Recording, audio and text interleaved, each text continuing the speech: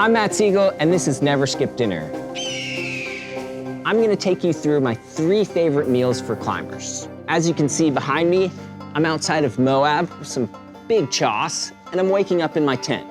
The first thing that we're gonna do is I'm gonna make you an egadilla, which is basically my favorite breakfast. I eat it when I'm camping, I eat it at home, I eat it on big walls. But first, we're gonna make some coffee. This is the original blend, hot cocoa. That's delicious. And now I'm ready to start cooking.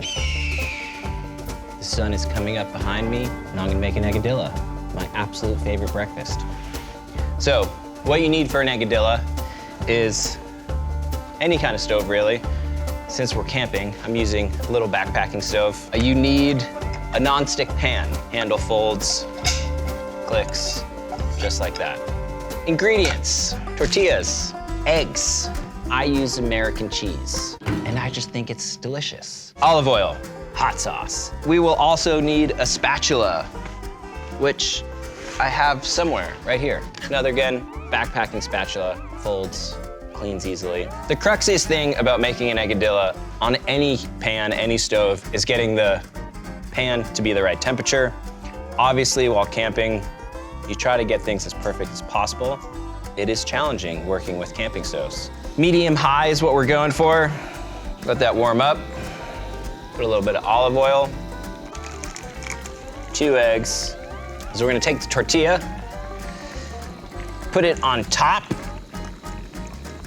and I like to break the yolk, and we're just gonna let that cook. The egg is cooking into the tortilla. That's why I like to put it in there raw. I'm like feeling the tortilla to see like how mushy the eggs are, to see how they're cooked. Right now it feels really soft because they're not cooked. Some people like their egadillas runny. Not me. That defeats the purpose for me. I want it so I can eat it in my hand, I can walk around with it, it's not gonna get juicy everywhere. I think it's done. So what I'm gonna do is I'm going to pop that over there. You can see the egg is cooked. It is attached to the tortilla. Put it back, kind of put halfway in there. We're gonna take a little bit of hot sauce, drizzle a little hot sauce in there, then take my favorite American cheese, put some cheese on there, and then fold this guy up, just like this. Let that cheese melt. Get both sides. When it's almost done, I turn it off, let it sit there for a second, drink more coffee. This is the egadilla. Perfect, cheesy, eggy, hot sauce. Hayden Kennedy, who's no longer with us, taught me and Jesse Huey how to make this. And you know, it's just been a staple in our lives. I think about HK every time I make one, which is almost every day. Yeah. That American cheese, you gotta love it. As you can see, the egadilla, super easy cleanup. Pan, basically clean. Once I'm done eating this, I'm gonna take you to another destination, a little place called El Capitan. And I'm gonna make you a meal that I make for dinner on big walls. I've magically appeared on a portaledge in Yosemite Valley. It's very tricky to cook intricate meals on a portaledge, but the biggest thing to living on a portaledge is keeping everything organized, as you can see. I've got my climbing gear behind me, I've got bags, I've got a stove hanging. Everything always needs to stay clipped in. So what I like to do is I like to have different bags for different things. One of them's gonna have my stove and the other one's gonna have my ingredients. And what we're gonna make here is an elevated mac and cheese. Basic bag of mac and cheese.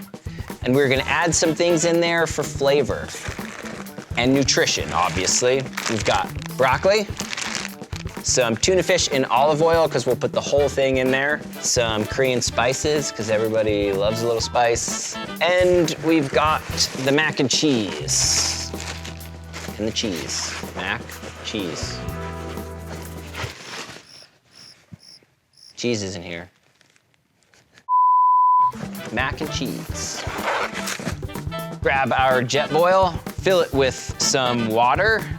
I'm putting in about ½ liter or something. We are going to light her up. Feels very close to me. It's very loud in my ear. This is the chillest cooking on a portaledge will ever be. You will drop stuff. It happens, you get loose. The more time you spend on them, the more comfortable you get. I can feel it on my face that the water's getting hot, so I'm gonna add the pasta.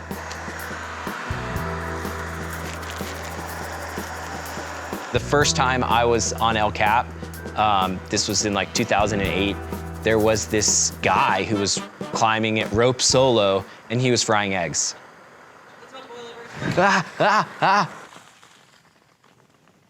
That happens too.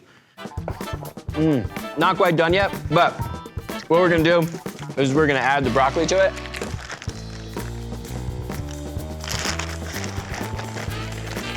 Cover it.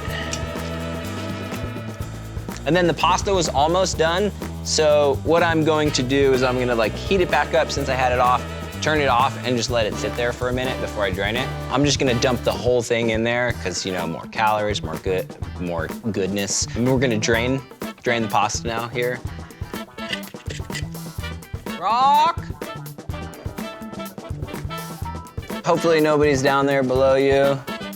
And as you can see, we've got pasta, we've got perfectly cooked broccoli in there. Take our cheese. Then oftentimes what I'll do is I'll reuse one of the plastic bags, use a trash can, boom. Take our tuna fish. And then you're just gonna mix it up. Yeah, this isn't like my prettiest meal on the planet, but sometimes it's less about how it looks and that it tastes good and that it does a job. Broccoli, mac, and tuna. Matt's Broccatuna Mac. Elevated Broccatuna Matt. This is what this dish is. We're good. Or mac and cheese. Mac and cheese. Elevated mac and cheese from, there you go. So, hope you enjoyed my elevated 2,000 feet up mac and cheese. I gotta get off this wall and go down to a nice picnic bench.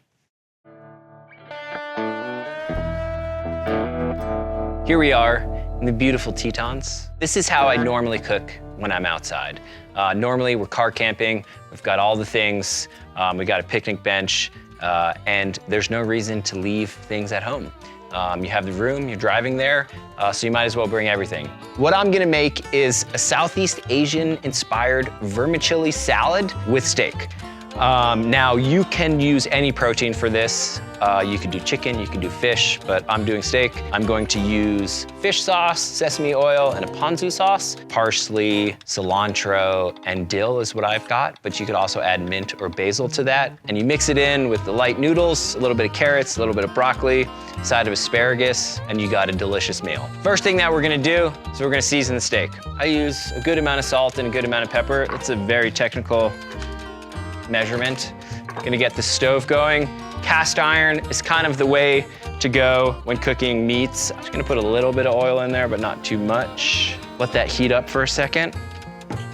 We're gonna try to cook the steak to a medium rare temperature. Put this bad boy on there. Hear that? That's a good sound. We're gonna cook it uninterrupted for, like I said, 3 to 4 minutes. I think we're gonna flip her. So just move the oil around a little bit. Boom, just like that. Looks pretty good. While this is going, I'm gonna start to boil some water. This water boiling.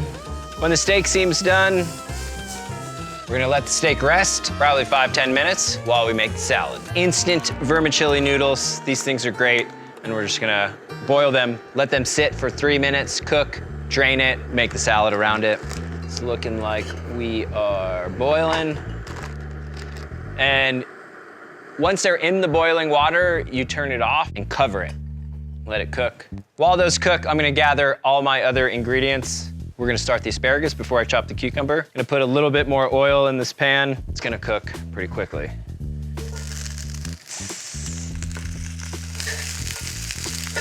Olive oil, lemon, when it's done, I'll do a little salt and pepper.